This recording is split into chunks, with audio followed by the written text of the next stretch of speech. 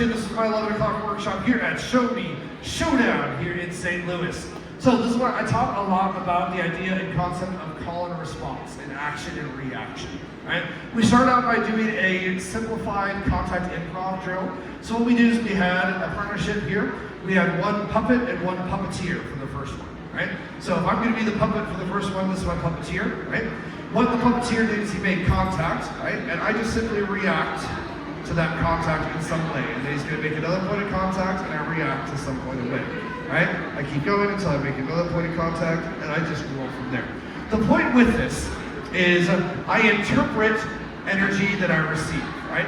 He made contact at some point, and I went with it wherever I thought that energy was supposed to go, right? This was twofold. This was focusing on body control and actions that I'm moving through.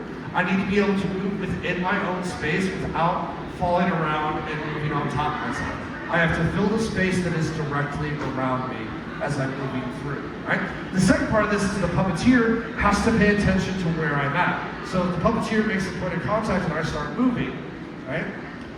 The puppeteer has to then analyze where I'm at to make a wise choice for where the next point of contact is.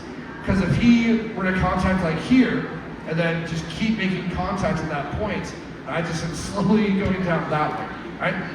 I have to, as a puppeteer, you have to make choices that make sense with the position your partner is in, right? We took that same concept and then put it into motion, right? We just sort of made driving the car energy.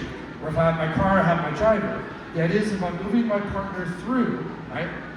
I have to move them based off my own movement. So if I want them to slow down, I have to slow down myself. If I want them to speed up, I have to speed up myself, right? The idea of being able to communicate through my own body movement. Also knowing that there is a delay in anything I lead. So anything I want my partner to do, I have to make sure I lead it before it happens. I can't lead it when I want it to happen. I have to lead it before it happens. Because the lead happens, then the move happens. Yes? So it's the same thing here if I'm doing my driving car exercise. If I'm coming through here, I have to start moving, I have to start leading before I even want my partner to step in order to get that call and response sort of set up. Versus just being here and be like, okay, now go, right? Especially if I'm trying to do this to a beat, right? If I'm doing this to a beat, I have to start moving before I want that beat to hit, type thing, right? We then translated this into West Coast swing patterns, how this works in West Coast swing. So I had you guys talk about something called a tipping point, right? The idea with this is I had your anchor going trip, bull, step, but staying with your weight over here on this side. Followers, we focused on shifting back and then around. Leaders, we talked about shifting sideways but staying kind of forward. What this does is this allows my partner to feel when my arc of momentum hits its apex to then lead through onto that one. The idea of followers is that this foot is, the anchor is not meant to be a sustaining waiting step. The anchor is meant to be an altering of direction. Right? So as soon as you commit your weight over to here, you're actually committing your weight to your one to make a seamless movement into that action, right? You're not stepping out of the connection, you are moving slower than it. That's another thing we talked about. You're moving slower than your partner is so that you maintain that connection, right? Lastly, we kind of worked, we played around with, let's come over to this side, is I said the leaders, you get no plans. You don't get to make any plans during this.